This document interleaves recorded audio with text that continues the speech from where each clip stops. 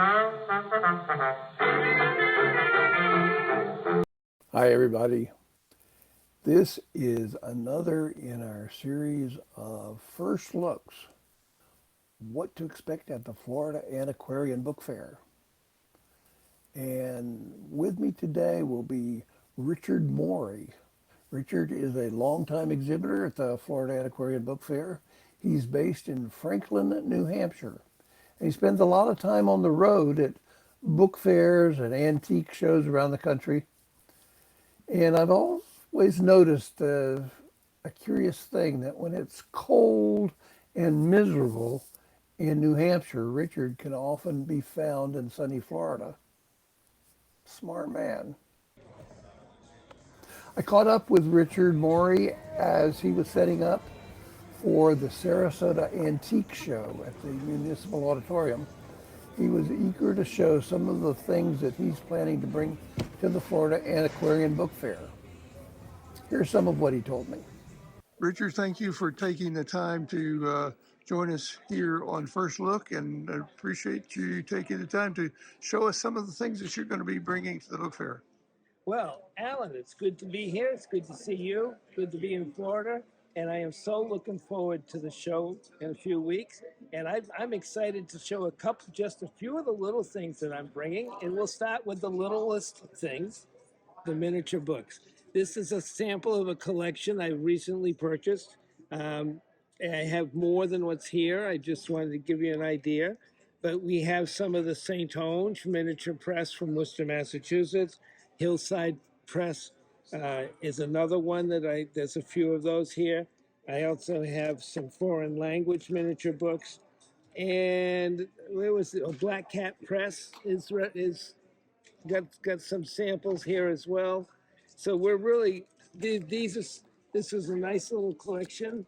Whippoorwill Press is another one that's well known.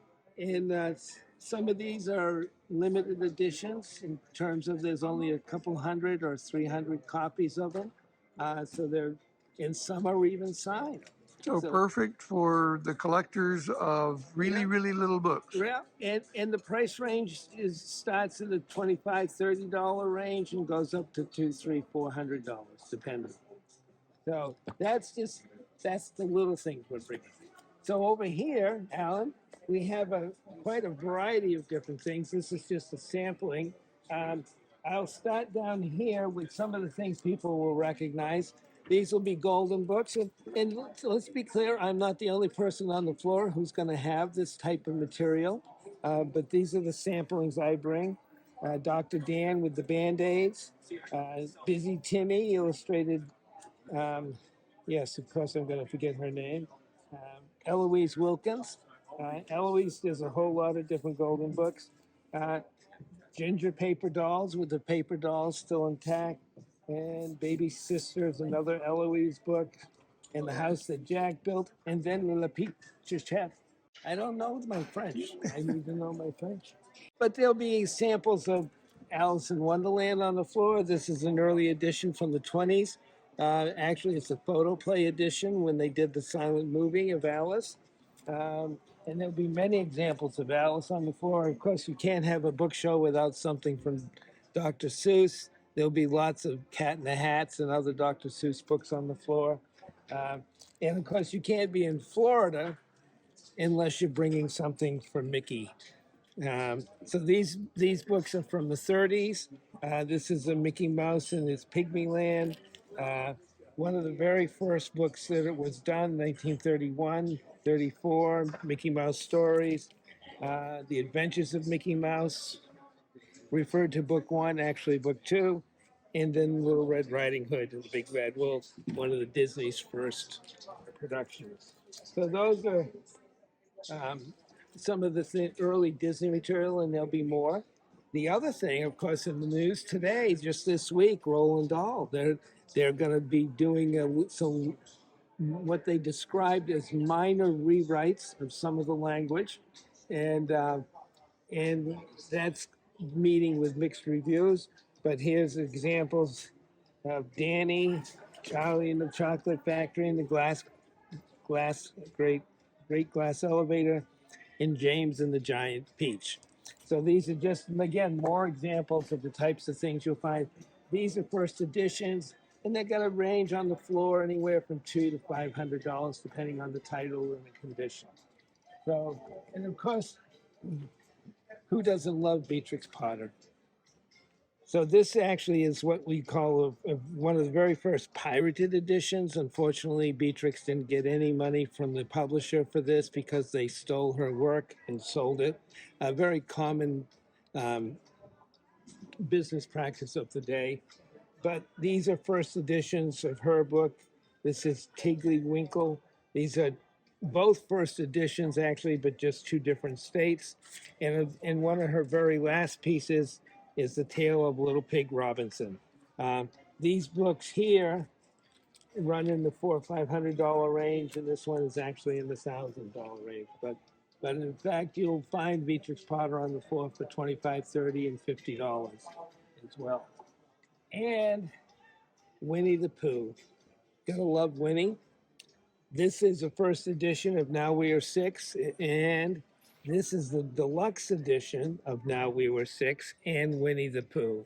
These are very fine bindings in leather, gilt stamped, limited editions, very nice copies. Again, the prices are going to vary. On the floor, they're going to be in the $175 to $200 range, starting up into the $1,000 range. What do we have? Oh, I didn't put these with the others, but here's more examples of the golden books. Little Lulu with the Kleenexes and Brave Cowboy Bill with the puzzle. These are a little more premium products on the floor, hard to find and sought after. And of course, who doesn't like a good juvenile book? This one is particularly nice, very hard to find, Smuggler's Sloop. And the reason it's so much in demand is this one is illustrated by Andrew Wyeth. And this is one of his early books, 1937. And let's see we have one of my personal favorites, Wonderful Woman. I got to meet her once. Julia Child. This is her first book. This is not a first edition, but what it is signed by her and her husband, Paul. You'll find examples of this type of material of hers on the floor, starting in below $100. This one, though, is going to be more because it's signed by both of them. Okay. And today, cocktail books are extremely popular. I have examples of them. There'll be others on the floor as well. This is one of the what you might call the spicier books. It has some wonderful illustrations. Is a good example. You know, in today's world, these are some of the most popular books of any book show. This happens to be by Robert Reinhardt. Matthew Reinhardt. Robert Sabuter was his partner. And who doesn't love a pop-up book? In 2000, Robert Sabuter did a pop-up book of The Wizard of Oz that took the world by storm. And his partner, Matthew, also did some. These are some of the most intricate pop-up books you can find. What's particularly exciting about these, if you've noticed how easily they close up, they're designed to open and close with very little difficulty. And they have these wonderful little vignettes. And they tell a whole story all to themselves. These are just so exciting and wonderful. And of course, they had to do one for Harry Potter. This is again, here's. Oh, look at that.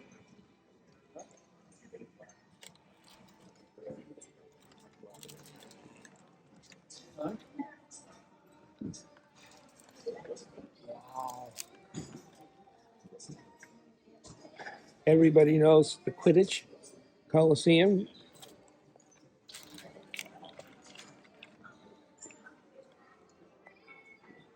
I'm sure you remember the scenes from the movie. And of course, you got to go out into the forest of Hogwarts. So these are just some examples of that I will have at the show. They're representative of the type of material that you're going to find at the show. This is, I have to say this clearly, this is one of the best book shows in the country, and it's the only one in Florida. Well, that was great. Thank you so much, Richard. We'll see you at the book fair. Hello, this is Alan Smith. Thank you for watching our video. You can watch more videos from the Florida Antiquarian Book Fair by clicking on the boxes at the left. Click on the right to subscribe to the Florida Antiquarian Book Fair channel. See you at the book fair.